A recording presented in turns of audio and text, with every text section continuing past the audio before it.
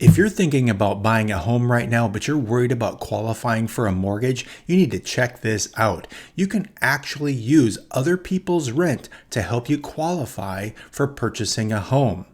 The idea is to own or occupy a duplex or a triplex or a fourplex.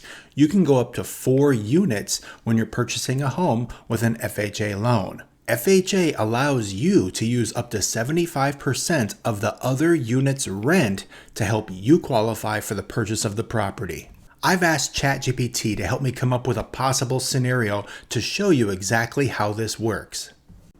If you want to get really accurate numbers, you can go to homebuyerinsidersecrets.com and register for our free course. In module number 2, we cover qualifying ratios, and you'll have access to our qualifier worksheet, which will give you very accurate numbers without having to do a bunch of math. The page does it all for you. Go ahead and check out that module if you're interested. But now let's go ahead and jump into that scenario that I worked up with ChatGPT. Okay, for this scenario, let's go ahead and lay out a couple of assumptions. We started out with a $250,000 single-family home as one side of the comparison, and then for a comparable home in the form of a duplex, I asked ChatGPT, hey, what's a good average comparable price difference? And it said, hey, Tim, the reality is it's about 1.5% more than a single-family home. So that price that we're going to use in this scenario is $375,000. So the single family home being $250,000, if you're going to use the FHA minimum down payment, it's 3.5% of $250,000, which is $8,750. Now, that loan amount, when you take that $250 minus the $8,750, is going to be $241,250. Now let's just use 7% as the interest rate. So now what you're looking at is a monthly principal and interest payment that's approximately $1,606. For the taxes and insurance portion of the payment, just for simplicity's sake, let's just assume it's $300 per month for both. So the total payment is $1,906 for that single family home. Now, let's get to the debt to income ratio part. So if your income is $7,000, let's assume it's you and your wife or you and your partner making $3,500 a month each. Let's just assume a monthly income of $7,000 and your current monthly debt payments, let's just say it's $500 for the sake of comparison.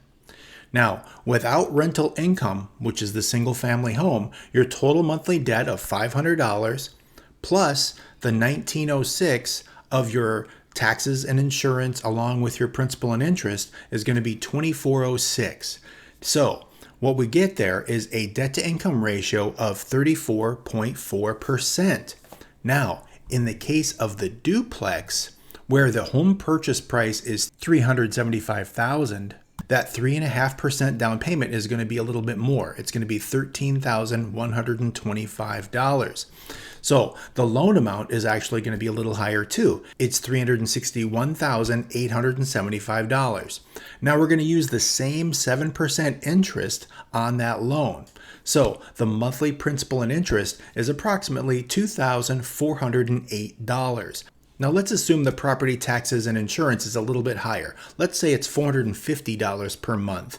So your total monthly payment on that will be $2,858. Now, don't forget, you get to use the other side of the duplex's rent to help you qualify. So let's assume that the other unit rents for $1,500 a month.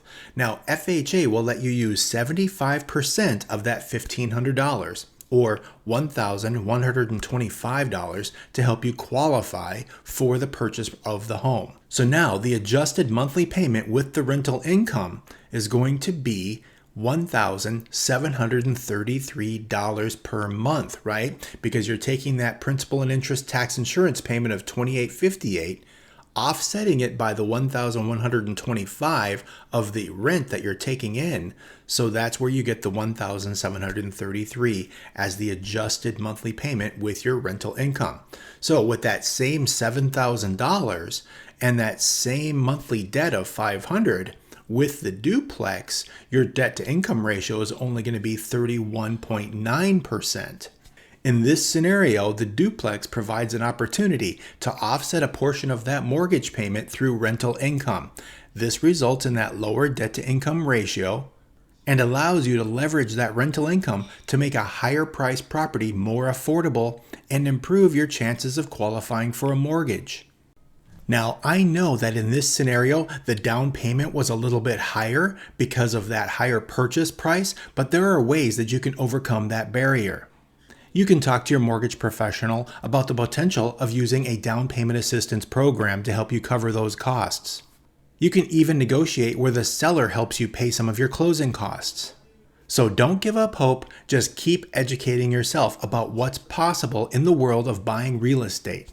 A great place to start is by signing up for our free course at homebuyerinsidersecrets.com.